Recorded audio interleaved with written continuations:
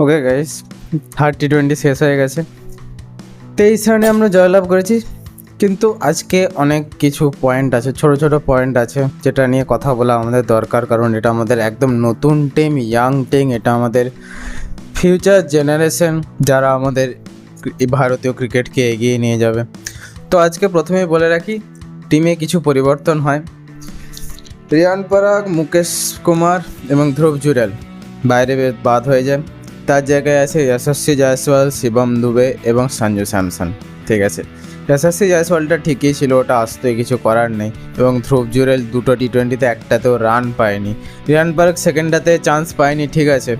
এবং মুকেশ কুমারের জায়গায় শিবম দুবেকে নিয়েছে, কারণ ভেবেছিল যে শিবম দুবেকে অলরাউন্ডার হিসেবে কাজ করাবে। আসছি সেই কথায়। শুভমান গিল আজকেও টসে যেতে ব্যাট করে। জয়সওয়াল আর শুভমান গিলের ভালো ওপেনিং পার্টনারশিপ হয়। আজকে গিলের ব্যাট থেকে রান বেরোয়। আজকে শুভমান গিল 49 বলে 66 করে, খুব সুন্দর ইনিংস, ফাটাফাটি ইনিংস, স্টেডি ইনিংস। শুভমান গিলের সেই ক্লাসিক আউট ড্রাইভ, সেই ফ্লিক, সেই বটম হ্যান্ডের জ্যাব আমরা আবার দেখতে পেয়েছি আজকের ম্যাচে। এবং যশস্বী জয়সওয়ালও ভালো শুরুয়াত দেয়। যশস্বী জয়সওয়াল 27 বলে 36 করে, এটা রিভার্স সুইপ মারতে গিয়ে আউট হয়ে যায়, দ্যাটস ফাইন, কোনো অসুবিধা নেই। অভিষেক শর্মা আজকে একটু তাড়াহুড়ো করতে গিয়ে 9 বলে 10 রান করে আউট হয়ে যায়। এরপরে ঋতু সোনা আজকেও ভালো খেলেছে। ঋতু সোনা 28 বলে 49 করেছে, 2-3টে 6 মেরেছে, স্টেডি ইনিংস। এবং আমি ঋতু সোনাকে নিয়ে এরপরে আর কিছু বলতে পারবো না, নিন্দে তো একদমই না, কারণ ঋতু সোনা ইন্টেলিজেন্ট ইনিংস খেলছে। যেরকম ম্যাচ অ্যাওয়ারনেস ঋতু সোনার খুব ভালো, কে দিয়েছে সেটা দেখতে হবে গাইস। সঞ্জু স্যামসনও লাস্টে 7 বলে 12 রান করে এবং রিঙ্কু সিং এর চান্স পায়নি। টোটাল 182 রান করে ইন্ডিয়া, 183 টার্গেট হয়। ইন্ডিয়ার তরফ থেকে বোলিংয়ের শুরুয়াত ভালো হয়, প্রথমে 2-3টে উইকেট পড়ে যায়, কিন্তু পরন্তু গাইস একটাই নাম, ডিয়ন মায়ার্স। ভাই অসাধারণ খেলেছে, ঠিক আছে, 70 মতো করেছে, অসাধারণ খেলেছে। সব থেকে বড় কথা, প্রত্যেকটা শট প্রপার ক্রিকেটিং শট, কোনো আড়াতাড়া নয়, ওসব টুল্লাগিরি নয়, কোনো ট্রাভিসের গিরি নয়, পা সরিয়ে মেরে দিলাম, এইদিকে ঘুরিয়ে মেরে দিলাম, ওরকম কোনো প্রপার ক্রিকেটিং শট মেরেছে। ক্লাইভ ম্যানেন্ডের সাথে তার একটা 70 রানে পার্টনারশিপ হয়ে যাচ্ছিল, যেটাকে ব্রেক করা হলো ওয়াশিংটন সুন্দরের দ্বারা। রিঙ্কু সিং ক্যাচ ধরলো।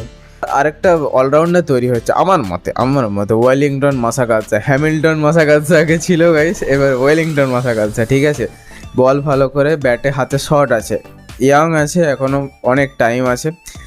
আজকে ইন্ডিয়ান বোলাররা প্রথমের দিকে ভালো বল করেছে, কিন্তু লাস্টের দিকে প্রচুর মার খেয়েছে। বিশেষ করে আজকে রবি বিষ্ণয় আর আবেশ খান প্রথমের দিকে শুরুয়াতটা ভালো করে, যেটাকে আমরা বাংলায় বলি মাটিতে মেরে বল কর, ওইটা আজকে করেছে, সেজন্য ক্যারি হচ্ছিল। তো প্রথমে আউট করে দেয় 2টো, ঠিক আছে, তার সঙ্গে একটা আউট রবি বিষ্ণয়ের জন্য, কারণ এটা অসাধারণ, রবি সুপারম্যান বিষ্ণয়, তাই জন্য বদলা নিয়েছে ভাই। 4 ওভারে 42 রান খেয়েছে। আবেশ খানও 4 ওভারে 39 রান খেয়েছে, বাট 2টো উইকেটও নিয়েছে। আজকে খালিল আহমেদ ভালো বল করেছে, আজকে ওয়াশিংটন সুন্দর ভালো বল করেছে। ওয়াশিংটন সুন্দর ভালো বল করে, কারণ আমি আগেও বলেছি ওয়াশিংটন সুন্দরের যে রিলিজ পয়েন্টটা সেটা প্রচণ্ড মানে উপর থেকে আসে, তো ব্যাটসম্যানদের একটু প্রবলেম হয়। প্লাস বলে স্পিড আছে, এমন নয় যে ফ্লাইট আসছে তোমার কাছে প্রচুর টাইম খেলে দেওয়ার জন্য।